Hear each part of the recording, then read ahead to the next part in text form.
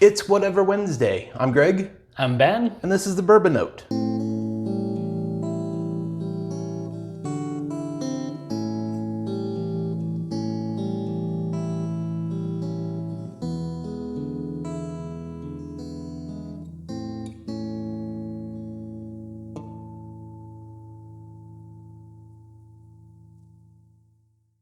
All right, Ben, here's the deal.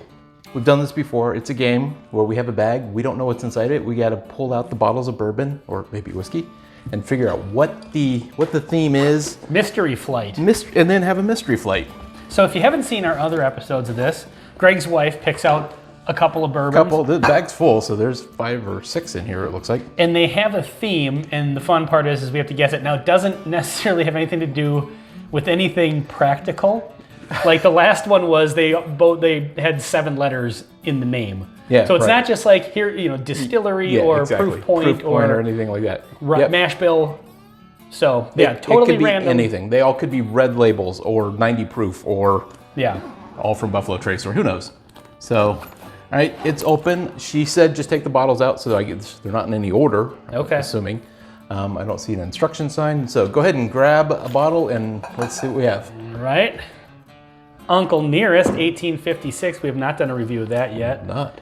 Ancient Age, Bam. Old Ezra 7 year, Okay. Bam. And Eagle Rare, Bam. Oh, there's something else in here. Oh, what's this? No way. Now, I happen to know for a fact that my wife really loves this bottle. And we're gonna do a review of this, and we want to do a comparison with the regular I.W. Harper several year old, 82 proof. But this is like a 90 proof, but it's 15 years old. So this is 80 proof. 86. This is 100 proof. This is 117 proof, 90 proof. So okay, so now I'm.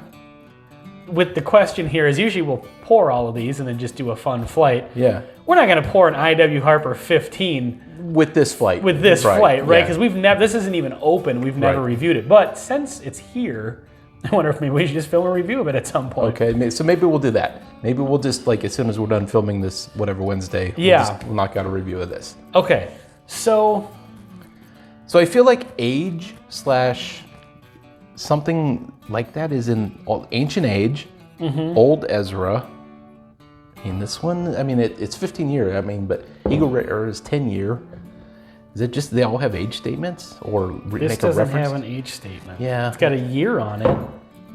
It references age, but it doesn't actually say how old it is. Yeah, it's got the 36 months on I think. Yeah, I don't really know what to. I still feel like we should drink a bourbon while we're doing this. Well, totally. So, what do you want to pour? I haven't had the Old Ezra in a while, so I think I haven't either. Let's do that. Let's give that a try while we try to figure this out. We did do a review of this, right? I believe so. And we could do maybe kind of a little bit of a refresher. Yeah. While we put on our thinking caps here and try to figure out what in God's name any of these have in common. So this is a 7 year, but 117 proof. Is it an ascending proof thing? 80, 90, what's the? 86 is the. That 15 years, 86? It is. Oh, weird. Okay. Yeah. 80, 86, 90, 100. 117. So yes, they ascend in proof, but I think any list of bourbons would do that. Yeah, that's true. Some of them descend in proof. Well, once he changed the order. Okay. So I wonder if the people that watch this, if anybody watches these, and I think they do. Crazy obvious. It's crazy obvious, or hopefully it's not boring, or if they just, they're as stumped as we are. Like the one flight, it was unique bottles. One of them was the amount of letters in the name. It's not the same number of letters. It says age, and it does, like I said, it says at least 36 months. I'm not sure Leah would know that. I don't think. Because I don't think she probably examined all these bottles. Yeah. Well, and here's the interesting part. Okay. She came over last night and said, I need 2 bottles. Mm-hmm. that you might have on your shelf. Right. And she said, we've got some, but they're unopened, but if you have an open one. So you've got the Uncle Nearest. Is that mine or yours? This one's mine, because yours is not open. I think it is open. Is it? No, yeah, because mine was right there. Okay. And then mine is the Ancient Age. So she came over here knowing specifically she wanted Ancient Age. I was hoping this was yours. I didn't realize I was so low on Eagle Rare. No, I've got one that's on kill mode too. Yeah, low on Eagle Rare. I'm pretty sure you've got a shelf over there that would say otherwise. I have a few, but... Okay, so my point is like she came over here knowing specifically she was looking for Ancient Age. All right, let's... So what is... Okay, so we need to turn the bottles around so that we can see the names real quick. Do they spell out anything really inappropriate? Yeah, there we go. No. Even I can't find anything dirty in this, and if they all start with... If I'm not seeing it, it's not there. They do all start with a vowel, right? A, U, Yep. O, E, A, E, I, O, U. Wait. Oh, I think you've got it. I, O, U. Boom. I think that's it. I think that has got to be it. That's brilliant on your part. So, A, E. You know what? I would say this is one of the more difficult ones that she's put together for us. It wasn't immediately obvious. Well, but I think we figured it out fairly quick. When I say we, I mean you. Well, figured it out pretty quickly. A-E-I-O-U. Did anybody else at home get that? they were probably screaming at the computer monitor. Oh man, this is good. So I was gonna say, while we're at it, since we kind of figured that out fairly quickly, I'm going with that guess. I agree with you. I think that's what it is. If not, that's an amazing coincidence. That would be the world's greatest coincidence. So the old Ezra, so 7 years, what do we say it was, 117 proof? 117. There is a answer card, and I think we're gonna stick with that as our final guess. Mm-hmm. So, they all start with a vowel, A-E-I-O-U. Boom. Good That's job, awesome. Leah. This was a great flight. Yeah. So a lot of times we would drink the flight just because it gives us an excuse to drink a whole bunch of bourbons that don't really go together. Yeah. But then, there's 5 of them, depending on how much time we have today. Yeah. But I like the revisit on this old Ezra number 7 because we have done a review on this. Mm-hmm. And I think that was the only time we've had it. And that was quite a while ago. Yeah, definitely. But it is solid. It's dark.